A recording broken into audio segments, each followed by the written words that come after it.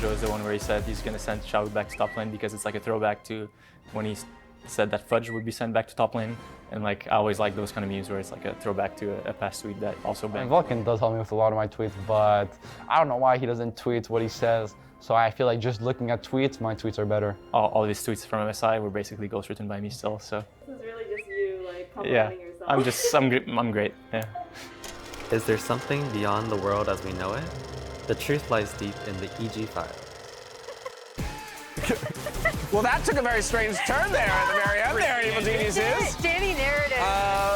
Narrating the end. Yeah. Is very interesting. Welcome back to the LCS as Team Liquid and Evil Geniuses are going to step on the stage for a rematch of what was the semifinal, I guess you would say, of our finals weekend from spring. A definite grudge match where we have to start in the mid lane and compare these two players. It's a 10-year mark, so we got to take the go to the LCS against the hot rookie prospect. That's what I want to do. Take a look back with League 10, LCS 10. Baby Bjergsen, his first split was ridiculous. The domination he had over his competition. Solo kills, 1.3 a game. Those numbers are not possible. Unheard of. Day. Unheard of. But did end up second place. C9 continued their kind of run during that time period. It wasn't until summer that he got his first championship. On the flip side, looking at JoJo, not as individually dominant, though still amongst the top for the current meta and how the game has changed. Yep. Mid laners were better now than they were back then, but did actually end up walking away with that title in his first split. So a bit of echoes of Baby Bjergsen in jojopyun himself. One thing that's really interesting about this to me is obviously the context that you already said, but also the fact that when JoJo first came into the league, I was expecting him to just be like, oh my gosh, hyper carry, all this other stuff. And his initial foray into playing with EG was on stuff like the TF, where they were helping set up plays for him through Inspired and Vulcan. And I think that's a credit to EG. Meanwhile, Bjergsen, when he came on, he was just like so insanely dominant at a time where you could actually 1v9 as a mid laner. It's that ultimate zoomer, cocky confidence that you see in front of you. This was him just celebrating Danny, but like, JoJo had it. I remember when Bjergsen came into the scene with Ninjas in Pajamas, and it was like hearing DeFicio's interview how he was talking about him, like not having faith in the team because they didn't have him at that time because he was too young. Like, there's that level of confidence that you start your career with that will propel you, that you challenge yourself to be better and better. And so, like, I love to see that in JoJo in front of us, and I think it's only going to get better from him. Absolutely. I think there's also a comparison to be drawn around how, you know, community expectation has grown and built around both of these players. Again, because of the performances that they put up in their first splits. When you see that level of dominance that Bjergsen had, and then to be able to carry it forward as the franchise player of TSM for so long, to bring in those domestic titles and be labeled as the best mid laner in North America, JoJo's now kind of building that challenge for himself, right? Because of what he did in spring. Yeah, and I think a lot of people are sometimes scared about hyping up young, especially North American players, but like, look at how when Caps exploded onto the EU scene, they're like, Baby FLICKR. It's like, it's okay to call him Baby Bjergsen. Yeah. It's not a one-to-one parallel from their first splits because the game is different, the landscape is different, a lot of things are different, but he has exploded onto the scene. He got out of groups in his first international showing after his first split, after winning his first title in that first split. Like, his career is insane already. Yeah, by all accounts, he's living up to every mark that Bjergsen has laid, you know, along his journey.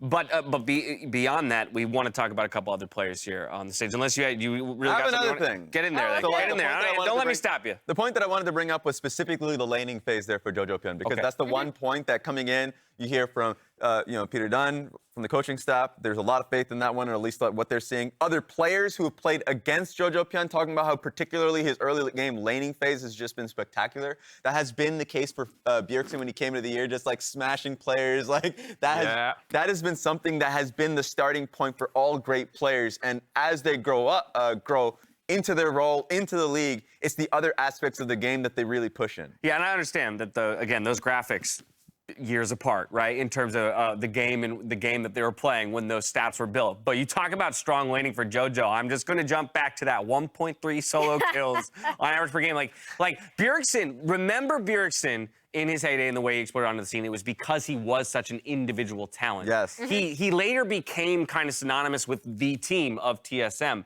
But we have to remember how it was very much. It was Team Solo Mid at the time, and it was talked about that way for a reason. And funnily enough, he's still compared to those numbers these days. And it's like, that's still not a fair comparison, even for the same guy. Like, the game has changed. Bjergsen can't be that anymore because it's just not the same landscape. I was gonna say, talking about the way that we as a broadcast frame them and also just the community is actually super interesting just because of the way that mid lane has changed, right? Yeah. Like even, I would say like 2019 is after Doinby won the World Championship is when I really started seeing people praise kind of throwing away your wave to go to side lanes. But in terms of the way that mid lane is played, it's really interesting comparing these two as well, again, because of JoJo's initial foray and how he was playing. And then also Bjergsen, we had that return, kind of like you pointed out, Mark, to when they were actually just playing directly through mid towards either the end of spring or in playoffs, right? And that was such a throwback to like 2014, 2015 that was really fun to see because that's exactly how Bjergsen started. Yeah, and so because of that, because a lot of things, not only the game changing, people's view on the game as well, like you have to add more of your teammates into the play, right? Yes, It's absolutely. no longer just like Bjergsen picks Syndra, just stomps lane. It's 5 solo It's kills over. later. Yeah. You're The bringing game is not that. exactly. It's a more about your mid jungle synergy. And so like for jojopyun, when he first came into this split, or at least last split, it was like, oh, him and Inspired didn't have a strong synergy. They were messing up plays a lot of the time, but then they really nailed it. I think they're right now the best mid jungle in the LCS, and it puts the focal point on the individual junglers. Yeah. Santorin versus Inspired, and they have been so damn good this year. It's my favorite matchup so far. So it makes the one-on-one comparison impossible. Yes. But I'm gonna make y'all do it anyway. Between Bjergsen's first split in the LCS and JoJo's first split in the LCS, who is the better performer? Oh, Bjergsen. Bjergsen. Even though he did not win the title. I will say, it is a bit of a disingenuous because the rookie year for Bjergsen was in Europe. He got brought in. Yeah. That's once he true. had Well, the that's why I European said split. LCS Yeah, you're or right. specifically NALCS. But you are right. It Yeah. is also unfair to compare But the to be rookie fair- split of JoJo to the technically not rookie split of Even in the rookie year for him in Europe, it was better. on NIP. So, like, Yeah. So I will take. But I'll to still give me, him that. I only wanted to draw that comparison because I think it furthers the point that the game is so much more team-oriented now, right? And that you can have a player like JoJo who is still absolutely phenomenal and the top prospect in the LCS right now as a mid laner, but that he does need to be flanked by some incredible other players in order for them to take the trophy in the end. So I think if you're talking about it as a detriment, I disagree because I think like, again, the game itself has changed so much. And the fact that you do, like, I want to praise Evil Geniuses for having this set up on their team, right? For having Vulcan and in particular Inspired be able to help, like, Danny previously last year, but then JoJo this year kind of integrate onto the team. I actually like that coming out of EG, so I don't think it's necessarily something that you can criticize JoJo for, if that makes sense. Oh, yeah. Oh, it's not meant as a criticism of JoJo at all. Yeah. It's just a commentary that JoJo has less individual agency over the result of the game. Yes. And ultimately, when we talk about what made Evil Geniuses successful, yes, they have a lot of good individual talent, including their young players in JoJo and Danny. But beyond that, they have some incredible strategy, tactics, and synergy between the rest of the squad. Team Liquid does too, all right? I think we were talking about Do they though? Because here's the thing. That's a roster that you would have expected to win Spring Split, and they fell. Because I agree with you, by virtue of the names, I would absolutely say this is a roster that should be unbeatable in the LCS, and yet they did get beat. But that's not what harmed them. I think what harmed them was around the mid and jungle. Okay. Like what got them to that point to begin with, Team Liquid in Spring Split, was because Santorin had a phenomenal split where he was, I think, if not the leader in Pogs, but secondary leader in Pogs, and how he worked around Bjergsen. And so I think that's something that's they need to be able to keep themselves honest on and have the other pieces, both top and mid, play consistently so they can get that championship. Mark, I want to give you your final word. I like Santorin. That's all I was going to say. You like Go ahead. Santorin? I like All Santorin right, he's too. a Santorin alongside Raz. Before these Titans take to the riff, we asked both EG and TL to reflect on a play that will live forever in LCS history. When we were in Houston, I always thought that Team Liquid was the team to beat because I thought 100 Thieves weren't that really good. So I knew that if we won versus Team Liquid, I knew that we would just win it. So the Baron play starts off as me in mid lane, and then I'm farming mid, but Inspired says that there's a chance to be like a pentakill or a Baron steal even. So I think, Yeah, they're all pretty low. I'm gonna walk over to Baron, see what happens, and hope for the best. And Danny needs to get a Penta and then get the Baron here. True. Danny might try some shit here. What? So I stole the Baron, got my Jinx passive, killed Hansama, killed Bwipo, killed CoreJJ, just killed them all. Oh my god! So king, look at them!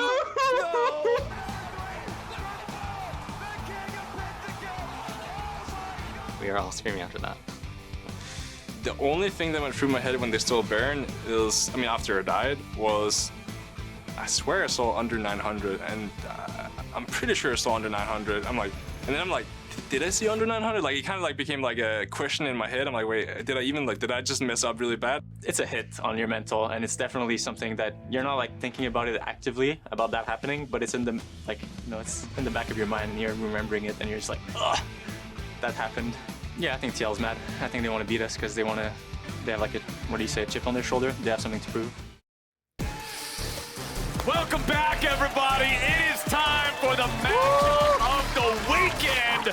We got TL and EG going head-to-head. Come one, come all to the LCS, where we have rank 1 EG versus rank 2 Team Liquid. And did you know the all-time record here for JoJo versus Bjergsen in the mid lane, EG versus Team Liquid this year, including playoffs, is tied 5-5. This is also the tiebreaker for the all-time record for this year for these two mid laners. Let's get right into Champion Select. So much of the story has been about the mid laners. Yeah. And they went over it a lot on the analyst desk. The bottom lane as well, though, I want to touch on because Danny just gave an interview this last weekend where he said to Pyrotechnics that the lane in the LCS he looks up to the most is Hansama and CoreJJ. Yes, he still does not consider himself the best bottom laner in the LCS, and he looks up to this duo right here. So all these bans here towards the bottom lane already clearly state there is respect on both sides. Senna, Zeri, Seraphine all banned away, and Danny has played the Seraphine, so that is also a Danny ban. And we've got Kalista banned out by EG, but they're also switching focus thereafter onto Swain and Silas, looking at that mid lane, keeping some of those power picks off the table. You and I were talking behind the scenes during the last couple of games about how Zeri is just strong as all hell. She's in every game. She's not in this one, but EG is going to prioritize an early Gnar blind here for impact. All right, Gnar becoming one of the most popular blind picks across the entire world.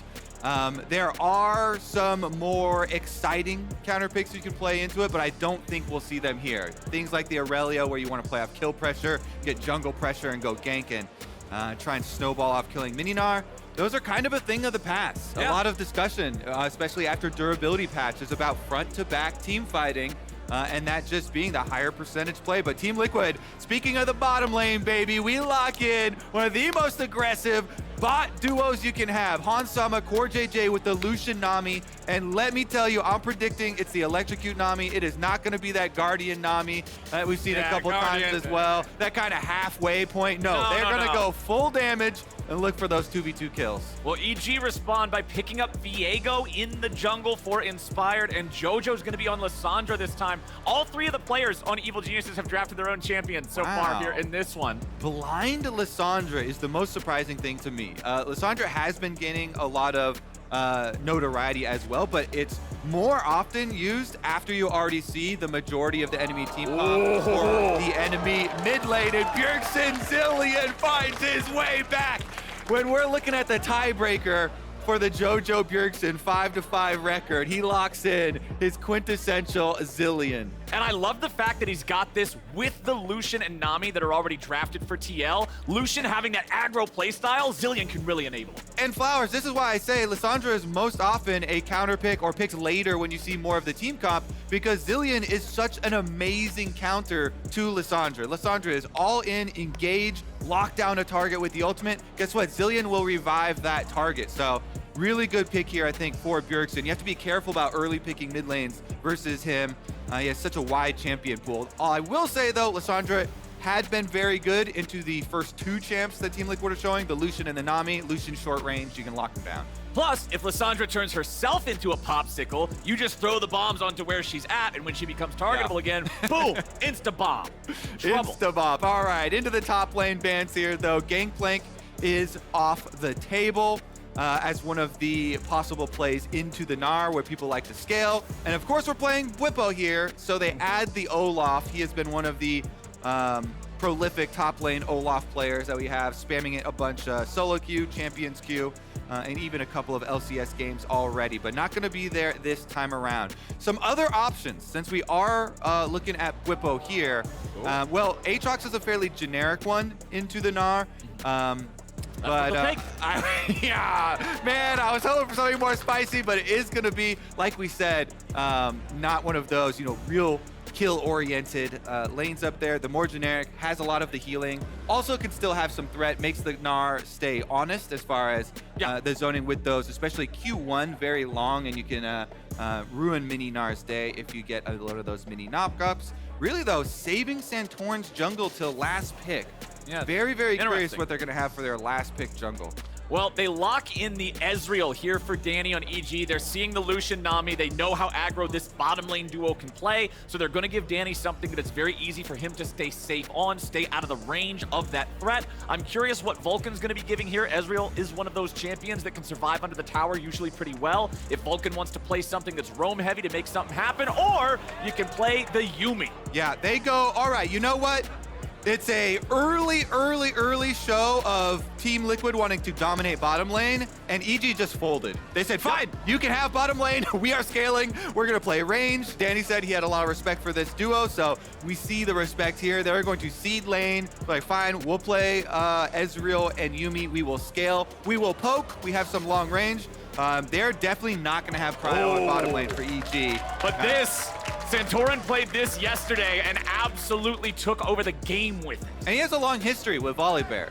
When Volibear got buffed to the current state, this is not live, by the way. This is 12.12b still, before the Volibear nerfs have hit. Okay. On that patch, on 12.12b, Volibear, highest win rate jungler, diamond and above.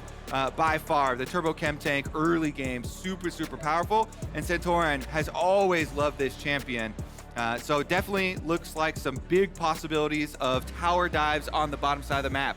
If we are weathermen up here, Flowers, we're expecting some high concentration of the storm god on the bottom side of the map. You've got Lucian Nami to get lane prio on bottom side, and a Volibear, you get level 6, you turn that tower off, you go for the dive, you try and get some kills onto Yuumi, and then you've got Bjergsen Zilean for later on too. So that move speed really does bridge kind of your end game plan where you're trying to end out towards the mid stages.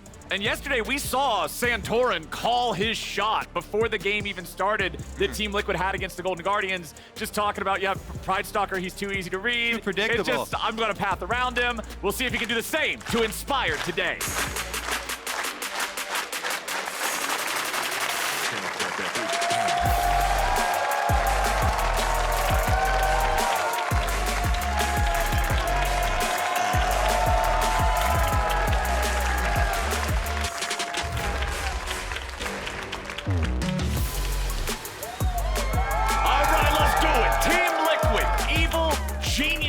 Santorin on the Volibear, Inspired on the Viego, and Bjergsen on his trademark Zilean. And the stadium is packed. We've got rank 1, EG versus rank 2, Team Liquid.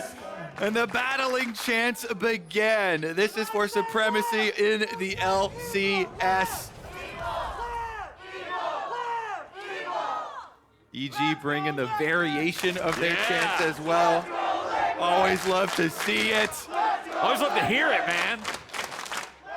Liquid's never one to be asleep at the wheel, though. All-time record, JoJo versus Bjergsen, 5-5. This is the tiebreaker. Bjergsen on his iconic Zilean here.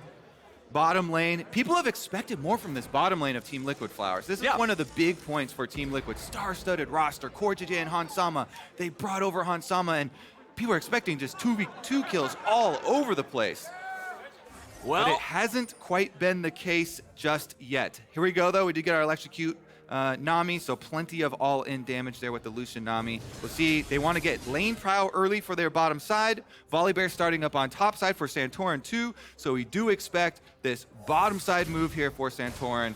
Big, big, big pressure. But what I do want to point out is the choices in the game correspond to what you were talking about with the philosophy in the draft. Evil Genius is folding the bottom lane, saying, all right, we don't want to contest this. Purely defensive summoner spells, a teleport on the Ezreal, as well as heal and exhaust for the Yuumi. There's no ignites there. It's not like an extra combat sum for Ez. This is not an easy 2v2 for Hansama and CoreJJ to actually land the kill in. Yeah, this is not your solo queue Ezreal Yuumi. They're well aware of what they've done. They know that they folded the lane, and they are not going to try and expose themselves. So all defensive precautions drafted and taken here for EG for their bottom side of the map. This ward, a very nice common Raptor ward right there, is going to see Santorin as he transitions. So everything here for EG is spent on avoiding and mitigating risk to the bottom lane. Tracking enemy jungler, they know Volibear, very powerful, and you even see Inspired coming over here early, so he knows he's got a little bit of time before Santorin transitions through, and that ward didn't quite see him yet. CoreJJ's far up. All right, Inspired's ready to go now. Vulcan jumping off into the mist. There comes the flash of CoreJJ, but it won't work, and it's first blood over to Danny. Jungle diff, but look mid now. They're going for another gank, and Impact on top side, getting a lot of harassment. Okay, Volibear ganking mid though, behind Bjergsen. Okay, oh, JoJo just gets exploded. Team Liquid ties it up. Both these junglers on a warpath, Flowers. You got to keep your eyes on the mini-map like all good junglers do. Inspired, that ward on Raptor Pit allowed them to track the Volibear, knowing that he had time to get his early 3-camp gank here off on Viego onto the bottom lane and put a stop to the Lucian Nami before it even gets started. Very nicely done, but TL responding in mid, making sure Bjergsen's off to a good start. I said it yesterday, I'm going to say it again now. I love when our best teams are playing aggressive early, looking to make these plays. And especially Flowers, it's how intelligently and where they actually play aggressively. So it's not just unbridled, bloodlust looking for any action. It is, yes, we're going to track the Volibear. We know that we have time for Inspired to get here. He waits for the flash from CoreJJ. You can see there, Hansama tried to step up and take that stun. Right. So that's why I say it's such a good stun from Inspired. He waits for the flash from the Nami. He gets the Nami. Hansama cannot body block it. And so they get the kill on the bottom side, which is more important, even though Santorin does get a counter kill on mid. Good gank onto jojopyun there from the Volibear. I think the more important and smart play there from Inspired in the jungle tracking and getting this bottom lane ahead is that it actually changes the way that your lane plays. When you get an Ezreal Yuumi ahead... Oh! You want to talk about changing the way things run! Just played himself, trying to invade there, barely escapes. Bjergsen immediately ready to turn and help. Okay, just kidding. Those are your Raptors. I'm sorry. I won't come over anymore. Oh, no. The damage just keeps on pouring in. JoJo, he has to flash away as well. Mid-jungle supremacy here for Volibear and Zilean Flowers. They don't get a kill, though, so no actual reward. Although it looks like EG are just limping back into their own territory, they aren't too sad about the escape there. They're actually very happy, just spending 2 flashes to remain alive because JoJo does get the recall off there for Lissandra. Didn't lose much in the way of CS. The wave there getting right up, and Inspired will pick it up anyway, so not a huge detriment to them, but this game, firepower on both sides. Yes, Team Liquid sir. strike right back. They waste no time. Santorin's not going to be outdone in the early game. Up here top side where the camera was showing us that little bit of a scrap between the Gnar and the Aatrox. Of course, Impact does have a little bit of an early CS lead, but you can see a larger wave still present here for Bwipo to be able to farm up. That will be Impact using his teleport. That's the final teleport that has not been used yet in the game. That one's now spent. None of those will be available here for a little while. Drake is still up on the table. He hasn't been alive for very long, but this isn't one of the games where we've seen anybody immediately rush to take that super soon. Inspired going to grab this bottom side Scuttle Crab control. He knows his bot lane is currently pushed up. He's going to make sure Santorin's not able to punish them. Okay, yes, and now we actually have time to return to what we were trying to talk about with how the early gank from Viego changes the way that this lane plays. Yeah. Because Ezreal Yuumi getting the early kill and burning the summoner spells there of CoreJJ, it makes the Nami have to play so much safer, and you can just keep poking. Ezreal Yuumi lane getting a free early stage where you just get to throw out poke and harassment and keep CoreJJ and Hansama on the defensive early is such a turnaround from if those lanes got left without jungle pressure. And so that's why Inspired's early time was spent so well, because now you can see Danny stacking up his tier. You just keep on throwing out those Mystic shots and the Prowling projectile. CoreJJ not getting super aggressive until his flash comes back up and he has some kind of evasive maneuvers that he can actually take. The next step is vision control. You can see on the mini-map there, Santorin is trying to clear out some of it right now. He's got that ward there. They had Scuttle Crab and they have the Tri-Brush. So all of that ward coverage and vision coverage for EG also hides Inspired's location and makes the bottom lane also have to worry about his presence.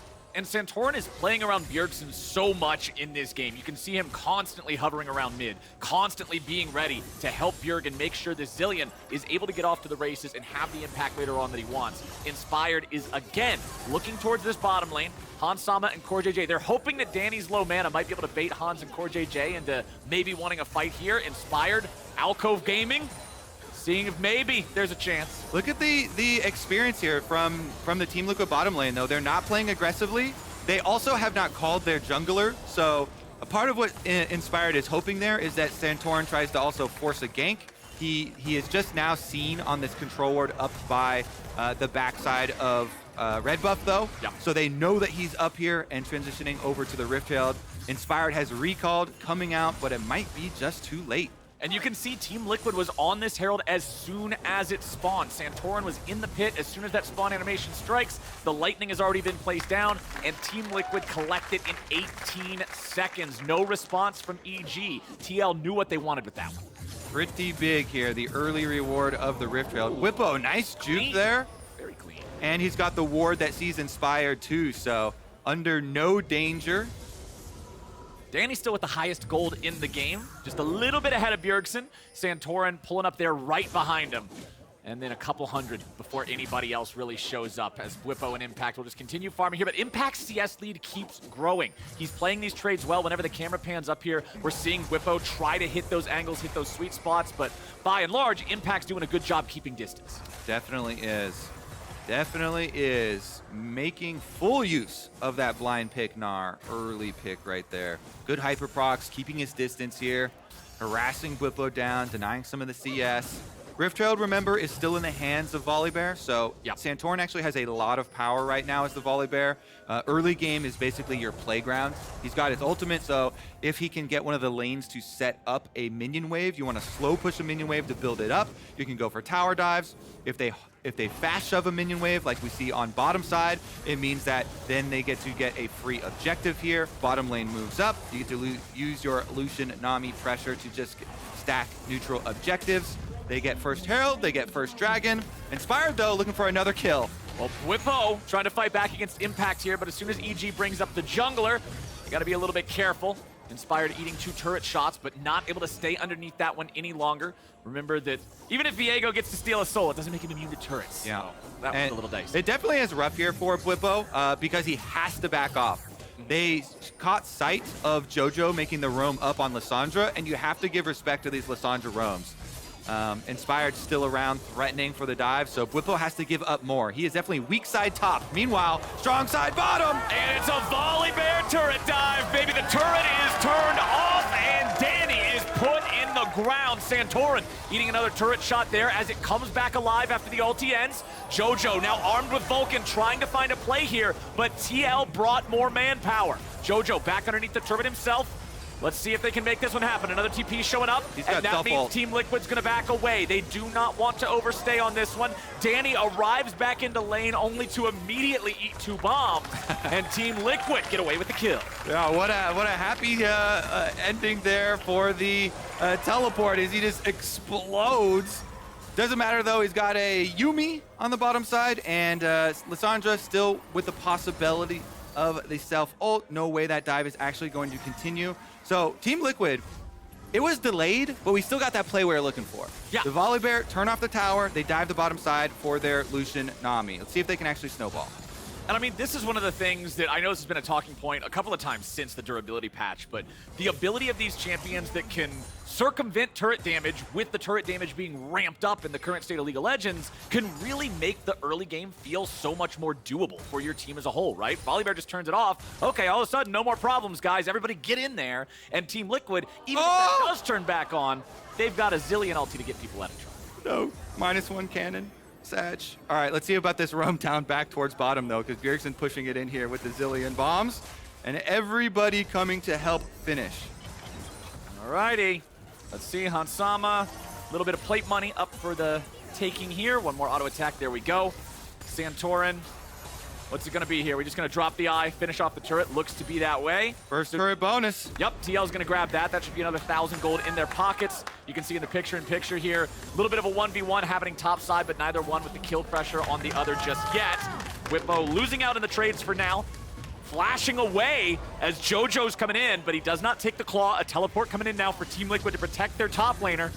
Bjergsen's here, and he'll clear the wave. Meanwhile, bottom side, the Herald nearly getting a second charge. Will it be able to actually find the damage here? Yes, it will. Nicely done from TL. Yeah, TL want to keep the pace of this game very quick, trying to push ahead. They do not want to have to deal with the Yuumi Ezreal later on into the game, having scaled quite nicely. So getting as much value out of that Shelly as they possibly can. Rift Herald, extra damage on a secondary turret does mean a lot later on for the split push. See if they'll be able to capitalize on that, because already here, transitioning towards the mid stages of the game, Bjergsen very close to that level 11 on the Zilean for rank 2 ultimate. And the first team fights are where you really see the value of this champion. Zilean early on, really nothing to talk about.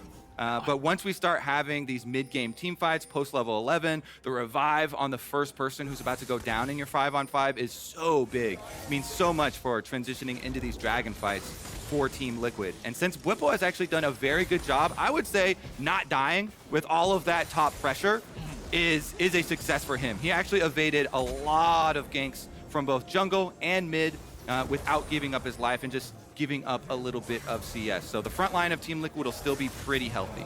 Well, Team Liquid's bringing in the Goon Squad to the top half of the river here, just zoning Danny and Vulcan away from anything. Santorin and CoreJJ working together to maintain that vision control here too. We got 45 seconds until our next Drake of the game spawns. Santorin could be in some trouble. JoJo Good coming bubble. in. Santorin, nice use of ulti there to get away from the attempted play from Evil Geniuses, and now they got to back out. Yep, nice peel from CoreJJ as well. Lands the bubble on the claw just as JoJo takes it. Ultimate here from Lissandra, no big deal for Team Liquid.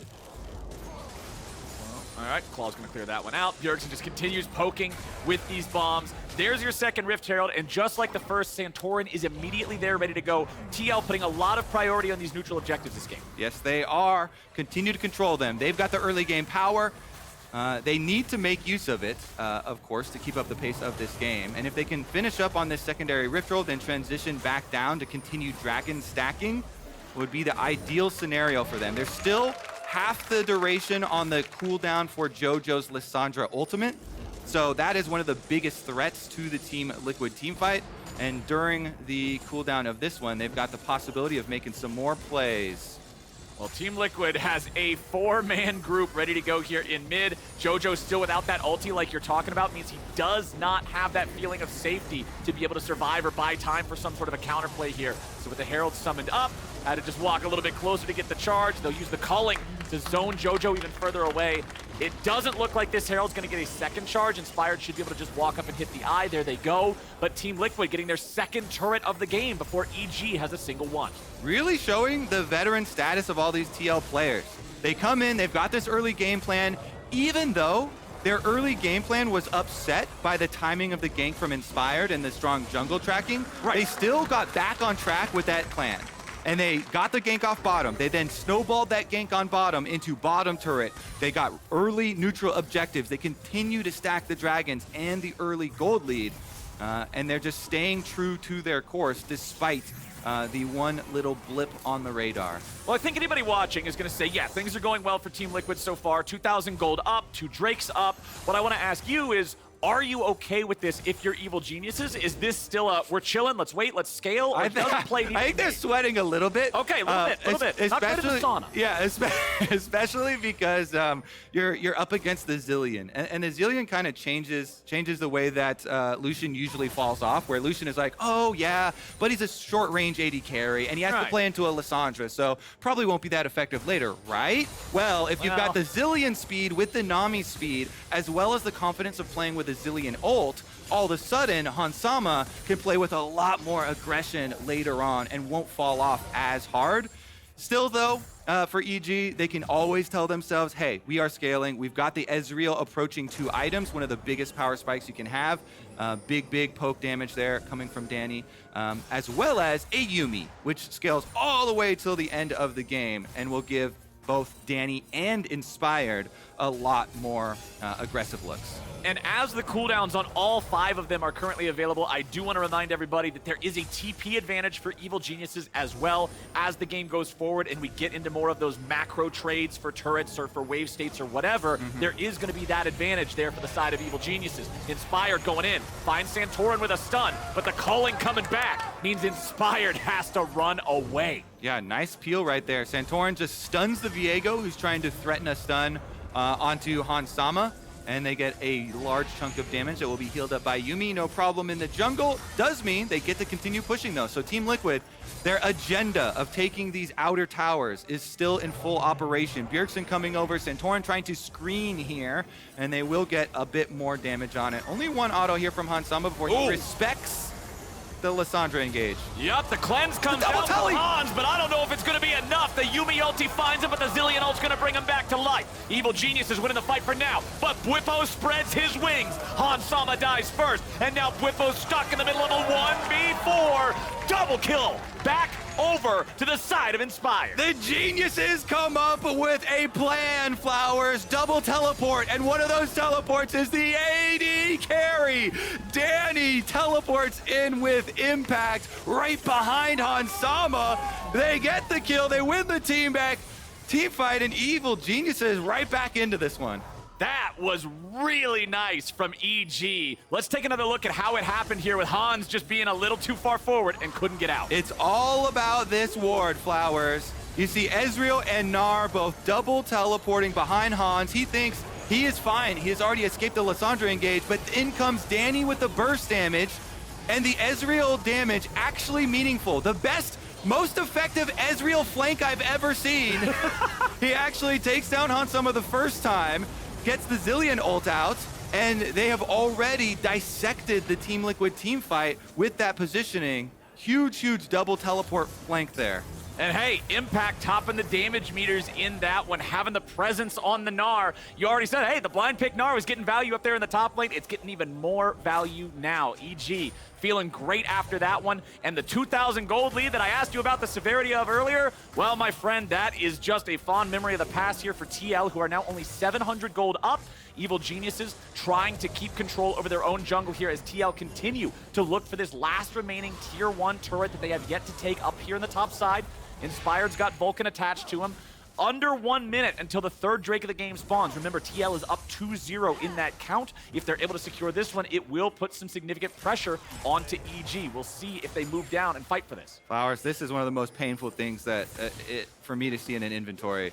Trinity Force and Muramana already transformed for the Ezreal. That is the dream 2-item power spike. This is where Ezreal just feels godlike because nobody else on Team Liquid has fully completed 2 items yet. He has so much power in poke right now, plus the level 11 for the rank 2 Ezreal ult. Like, he can just poke out so much damage, and Ezreal can choose, as we said, between him and Inspired, the melee carry as well. EG gonna set up for this dragon. They teleport in early. They want to force it. Okay. Control already acquired. 5v5 ready to go. Team Liquid grouped up all together as Danny shifts over the wall to be able to join the rest of his team. Bwipo's online. Bwipo, this might be bad. Nice ulti coming out from Impact. But the problem is Hansama has been ulted and it's already been procced. Team Liquid is on the run and Evil Geniuses are on the hunt. Bwipo can barely hobble away. He'll just survive by the skin of his teeth. But EG smacked that fight. Yep, Team Liquid, they get to live with the revive from Bjergsen, but they still lose the objective. Flowers, tower down, and the dragon will be Evil Geniuses as well. EG,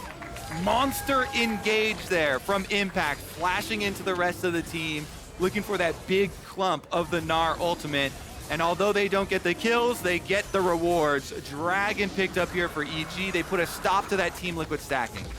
Evil Genius is feeling good. Let's take another look at it as Team Liquid thought they wanted to fight, but I don't know. And look, they've got really good positioning here for EG to just pinpoint all their damage onto Bwipo, the single person stepping out, and then everybody else is clumped up behind him. Impact flashes. He got both Nami and Lucian in the Gnar ultimate.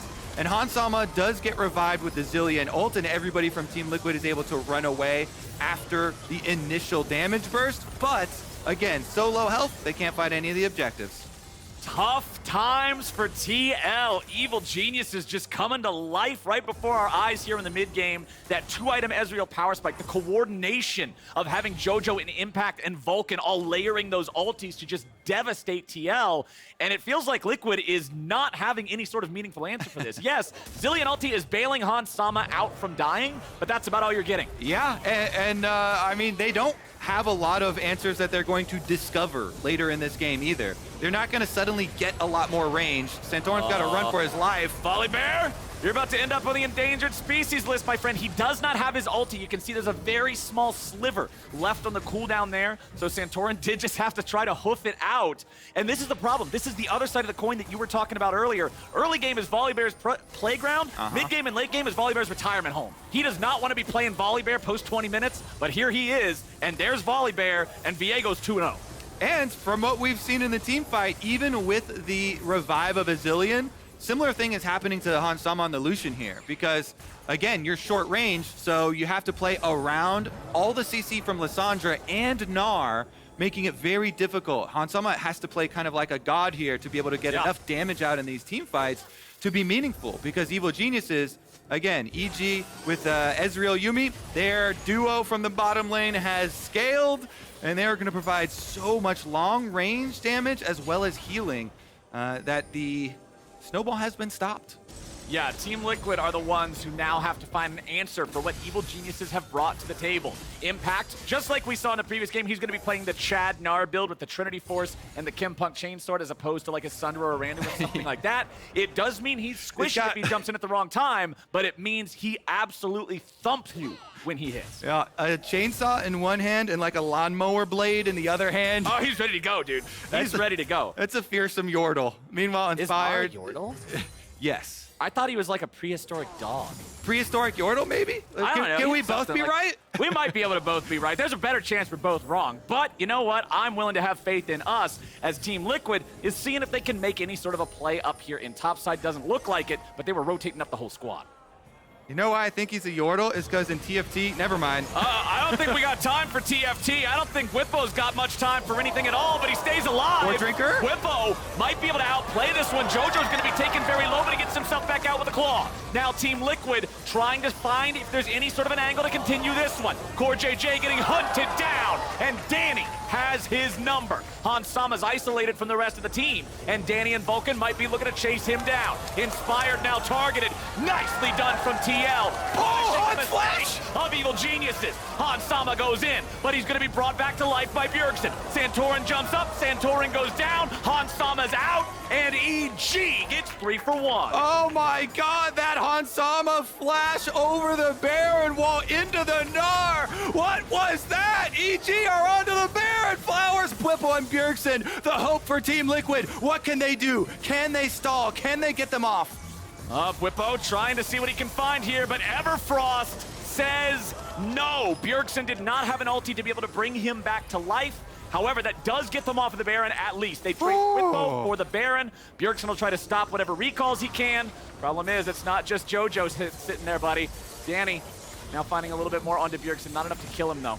Evil Geniuses are just doing great in this mid game. I just had a heart attack in that game. Team Liquid got a huge pick onto Inspired, and I thought that they were going to be able to make something out of it. Let's take a look in our Roccat Flip the Switch replay. This is the initial play when they try and go on Bwipo. And you could hear it from the crowd, baby. He transforms with the ultimate, gets his self-healing buff, Gore Drinkers. Then he hits a Q3, which heals basically as much as another Gore Drinker, buying time for the rest of Team Liquid to get here. Then, though, CoreJJ split off from the rest of the team. Danny sees him alone in the sniper attacks. Danny, Arcane shifts forward with the Yuumi on him. They got the pick. Here's another team fight, though. Oh, we're already ready to go. Jojo looking to lock down Bjergsen as Santorin also has to get back. Bwipo still on the front line as Impact transforms a little bit late, flashing away, still keeping himself alive. Now looking for the angle. Gnar onto 2. Bwipo might just be revived, but now the pressure's onto Hans, and he's going to fall down first. Santorin goes second. Bwipo's about to fall. He won't be able to take Jojo out either. Bjerg and Core are left to run as Evil Geniuses dominate another fight. Yep, they run them down. Even with the revive there used on a Bwipo, there's not enough damage. This Team Liquid team can squeeze out Flowers. The longer these team fights go, the more value and the sustain from Yuumi that EG are getting. And they just don't have the DPS on this Team Liquid side. Danny picks up the Dragon number 2 for EG. Here's how it all started. Teleport in here from Bwipo on the front lines. And this is the choice you have. When you ult your frontliner here, who is doing a lot of work, then Hansama, the Lucian, won't have the ultimate here. So again, Hans has to play so close with this Lucian. He dashes in. Bwipo here gets bursted down, so they use the Zilean ult on him, but the Yuumi ult roots Hansama. They kill the Lucian. And the Impact now trying to get away from Core and Bjergsen. Impact taking a lot of damage, though. That should seal the deal. I don't think there's any way out for him. Good night. Bjergsen picking up a kill. Team Liquid happy to get something there. Maybe stop a little bit of this EG momentum. That's one of the most annoying 2v1s I've seen. So much slows from a Nami Zilean. Not a lot of damage, so you're slowly dying and you just can't do anything about it. Just gotta watch it. Your own death reel in slow motion. Jojo jumping in there, forcing the World Ender out of Bwipo, who manages to get away to safety. So, all right, Kobe, I'm going to flip the question that I asked you earlier. What's the play here for TL? They've lost 3-4 fights in a row. Yeah, not looking good. Again, it's going to be all about picks. They do have a lot of speed. So if you've got Zilean speed, Nami speed, maybe with Volibear, Aatrox, you can try and force something on EG members that are out of position. Because in the straight-up 5-on-5, it doesn't seem like they're going to have the safe damage dealing options to be able to work front to back. So you've got to make your own angles. Push in aggressively for vision. Try and get some Fog of War, and then look for those picks on the split off members of EG, because you can win games without having to fight front to back. Especially if you can get some side lane picks as well. There's options later for like these trailing teleport plays I really love, where you have a split pusher trailed by another split pusher. Them having teleport and then trying to 2v1 and then join to the objective afterwards. So trying to pull out some more sneaky tactics. You think we're going to get another fight before this third Drake, or is everybody just pretty content to farm it out? I think EG are fine with it. They're the ones with the pressure. So you can see they're just slowly moving in, taking away some of the areas of Fog of War that we talked about, some of the areas where you could get picked off. They're moving in numbers here, in strength. Together so that they don't give those opportunities to Team Liquid. You can see Impact backing up because everybody else is either mid or up there in top side for Jojo. He didn't want to continue pushing further up there in bottom lane. So that means that he's able to shop, join back up with the rest of the team. Does have that Randuin's Omen now, so a bit more tankiness when he jumps into these fights. It's all AD except for Bjergsen, and Gnar's not too worried about just dying to 17 Bjergsen bombs in a row in a team fight. Jojo stepping out of the way of the stun from the second bomb, but Bjergsen and Bwipo are still on the hunt. Jojo has the ability to buy a ton of time with Lissandra, as Inspired and Danny are coming in, and Impact's ready to join up too, but he has no Gnar bar. Bwipo with a stopwatch, dropping the aggro here for a moment. Ezreal ulti hits a couple. Nobody on TL actually close to death yet, but everybody on EG is full health.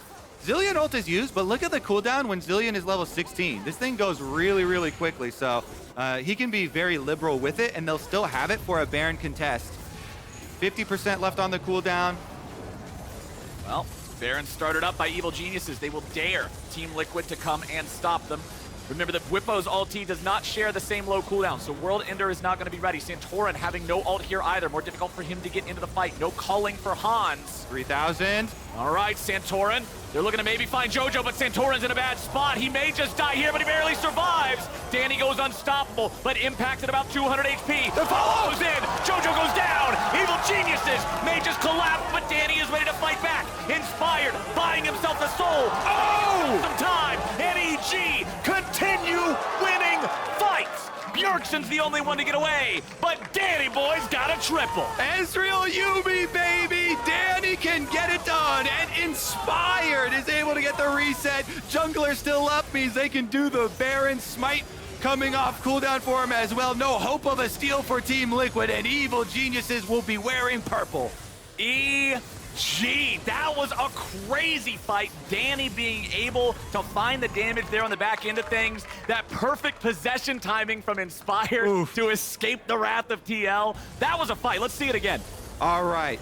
Team Liquid, no, they've got to pressure this. They got to force them off. So they just all in on the Lissandra. Santorin flash stuns Jojo to get them off. The double stun there from the Yuumi ultimate rooting on Sama in the back. But Bwipo, look how much work does Bwipo get done on the front line? He gets the Zhonya's out, he chunked out Inspired, then the flash forward from Han Sama to try and finish that kill. Inspired gets the reset off the Lucian, finishes him off, and there's just a free firing Ezreal Yuumi the whole time. This Ezreal Yuumi combo has worked. Holy goodness, my gracious, 7,300 in damage. That's a gesture from Evil Geniuses. Dragon number 3 will get picked up here by them pretty easily. That's 8-1-6 on the Ezreal, 100% kill participation. 0-0-14 on the Yuumi, 100% kill participation, and a perfect support scoreline. They picked this into the Lucian Nami, and it has played out masterfully. Yeah, so cool to see the younger generation here with Danny, Jojo finding so much success recently, and Danny still giving so much respect to CoreJJ and Han Sama. We talked about the interview they did last week, saying he looks up to these two as a duo. Well, him and Vulcan putting in the work this time around, so looks like they're going to be the ones sieging on the base. Secondary tower will drop very quickly, even with the rest of Team Liquid coming over to try and defend. Look at that poke damage. Bwipo, I don't think this is where you wanted to be, buddy, and now they're about to make it a second. Santorin tries to get out, has to use the ulti to do it. Inspired wasn't even there. EG is just like, what is this guy doing? Bwipo, I mean, I gotta ask the same question. That was not where he needed to be. That turret was going down. Inspired now getting away as Han Sama gives chase. Inspired already used the flash, tries to get back into the mist. Jojo coming down, looking to help him, throws out the claw, and that will scare away the Team Liquid pursuit. Bottom lane tier 3 turret already knocked down. They gotta go, they gotta make something happen. There's a split push going on top side. They can't just give both sides of the map. Remember though, Impact does have a teleport if they want to turn this into a 5v4. Han Sama's going to be locked down, but he has the Zilean ulti. Aggro going to switch over to Bjerg now, but the resurrection does go through. Han Sama now into a stasis of his own. He will be the one to die here. Evil Geniuses still 5 men strong, still maybe just looking to end the game. Bjergsen has no ulti, half the cooldown remaining on that one. Bwipo back alive. Santorin also trying to find a way to defend here, but there's no ulti on the Volibear either. Teleport coming back in. EG once again as 5. One Nexus turret left. EG not stopping anytime soon. Impact goes in and he finds the Mega Gnar. That's going to take down Bjergsen. Team Liquid is scattered and broken. Bwipo tries to survive, but there's no amount of drain tanking for that. Jojo's about to show CoreJJ why ice beats water, chasing him on out as Vulcan comes up behind him for a little bit of extra damage, and Danny just had to get some extra KP. Evil Geniuses dunks on Team Liquid. Safe to say, EG have warmed up from their vacation break that they took last week. Coming in here hot versus Team Liquid, the undisputed #1 team in the LCS, Evil Geniuses. TL was wanting revenge, but they're just getting turned into a montage reel now by EG. They've got them figured out. TL had a great start to that game, but as soon as EG hit that Ezreal power spike that you were talking about, as soon as they started playing together, the layering of the ults, the coordination of the squad, TL couldn't keep up. Yep, there's no way later on you're gonna make up the difference of range here. Hansama and the rest of Team Liquid, best efforts at that Baron fight. That was the closest one in the late game. They were almost able to get an advantage there, but not able to finish it off. Team Liquid invests in the early game and they go down. I didn't get a chance to look at the very in-game scoreboard. I want to see if Danny was able to maintain that perfect kill participation, if Vulcan was able to maintain that perfect kill participation throughout the entire game. I am going to... You have it! I'm going to say yes, 100% kill participation, 19 for both Danny and Vulcan. Huge stuff from the Evil Geniuses bottom lane. And Ezreal Yuumi too. This is not the we're gonna take over the game and dunk on you, yellow KDAs on my op.gg. Yeah, you better respect it. I'm gonna make a Smurf that literally has the word Ezreal in it. It's not that kind of a champion, but they played it so well. They picked it into Lucian Nami. They just navigated the game beautifully. And let me remind you of the early game plan, because preparation is so much of League of Legends. The draft is one thing, but they had to get over the early hump of the Lucian Nami aggression in bottom lane. They tracked Santorin with the ward by Raptors, and Inspired goes to gank early, allowing Danny and Vulcan to farm so much more effectively. It's a team effort, baby, and EG is a dream team. We're heading to a break now, but after that, we got jojopyun coming up on the desk, and we will see you there. That's good. Keep going, keep going. Kill the Lucian, kill the Lucian, kill the Lucian. Okay, yeah. I'm with him. Stun. Yeah. Just kill him. Nice. He's flashing away, still keeping himself alive. Now looking for the angle. Gnar on the 2. Bwipo might just be revived, but now the pressure's onto Hans, and he's going to fall down first. Santorin goes second. Bwipo's about to fall. He won't be able to take Jojo out either. Bjerg and Core are left to run. They're looking to maybe find Jojo, but Santorin's in a bad spot. He may just die here, but he barely survives. Danny goes unstoppable, but impacted about 200 HP. The follow goes in. Jojo goes down. Evil Geniuses may just collapse, but Danny is ready to fight back. Inspired, buying himself a soul. Oh! Time. NEG continue winning fights. Bjergsen's the only one to get away, but Danny boy's got a triple.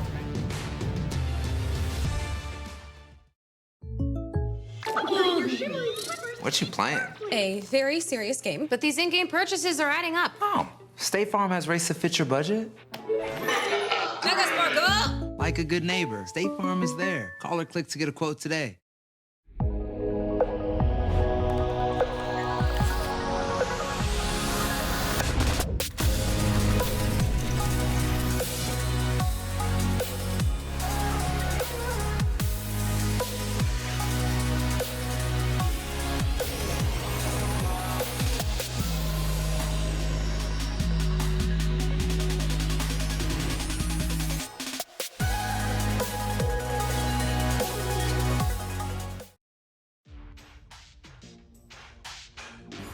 Slowly ganda ka at everything. You can stall, it's fine. Alright. Oh my god. I got Aatrox. You got him? I got Aatrox.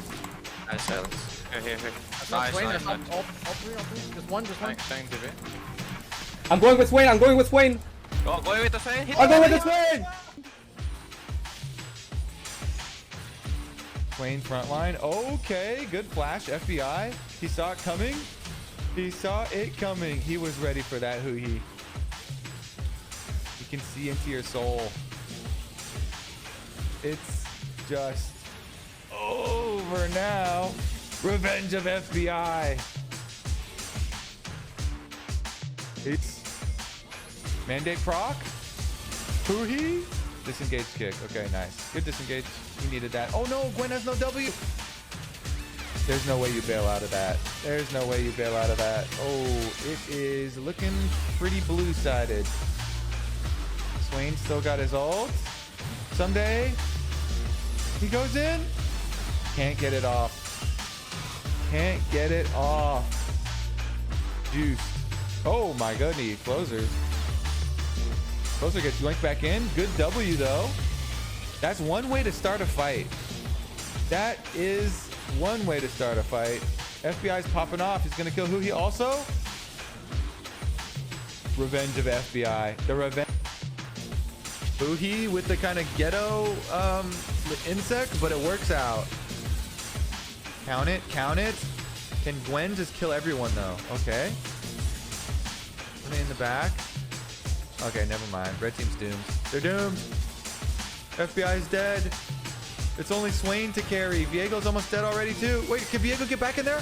Reset? Nope, he's dead. GG.